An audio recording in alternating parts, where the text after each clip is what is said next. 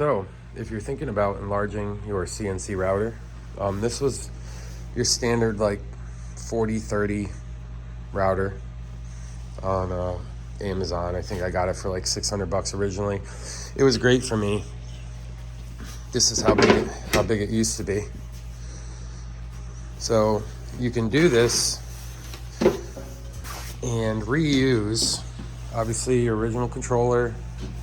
You're going to reuse your carriages, your router gantry here. What you'll have to do is you're going to have to buy new extruded aluminum. So in my case, this was a 2040 piece on the top, 2020 piece on the bottom frame all the way around, and a 4040 piece for the gantry here. I joined two pieces together because I couldn't find a 48. You'll need to grab a couple of new pieces of drag chain here. So this is 15 by 15 millimeter drag chain, and I needed three extra 1 meter pieces, or 3 total 1 meter pieces for the whole thing. You're gonna need a new drag chain tray here. I cut mine out of some wood. And you're going to need a new spoiler board. You're gonna have to cut your own spoiler board. So in order to do this, you're gonna have to tap a lot of these pieces. This piece is tapped, this piece is tapped in the end. All these pieces are tapped in the end with a 0.5 or M5 by 0.8 tap. And you're gonna have to extend all your wiring. You're gonna need a Molex crimper, and you're going to need JST PH, I think, for this end, and 2 millimeter pitch, and JST XH for the motor and limit switch end, also 2 millimeter. I can't remember which one's which, XH or PH, but you're going to need a kit of both of them, and that will come with enough. Keep orientation of your wiring and your plugs, because some of them are reversed, like my Z axis reversed and my Y2 axis was reversed. So I put the plugs in all the same, and I had to flip some of them. But so you'll need, if you have a machine like this, I'll show you what mine looks like with the extruded aluminum.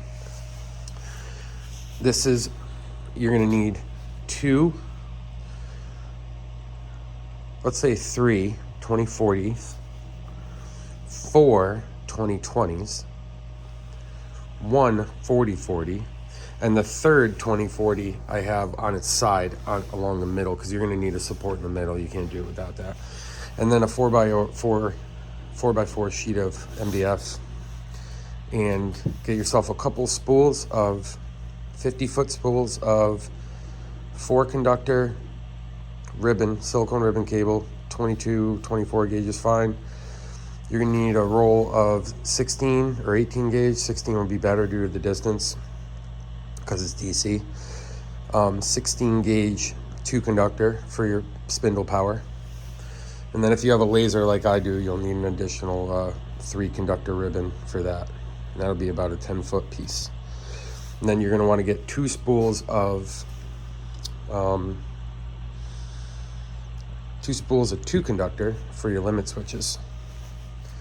But it's a little bit of a project to make one bigger, but you can spend 600 bucks and buy a machine with a spindle, and then I use that for laser cutting all my cockpit panels for my simulator, routering out a bunch of stuff, all my panels, routering out a bunch of other stuff, and it was great for me. But now I want to cut the ejection seat, and it was just too small. So now I can cut 48 inch by 48 inch for another 300 bucks. It cost me, I think, another 325 bucks to make this big. So for $900, I looked, you can't find these gantries. I could not find these for sale individually. I could find these spindle gantries, but I couldn't find the carriages there, whatever you call them. So one way to do it, is to buy a machine like I did for 600 bucks, and you can have the controller and everything you need, and then buy everything I listed to make it bigger. You know, and then if you're gonna cut this big, it'd be good to buy an ER11 quarter-inch collet, so you can use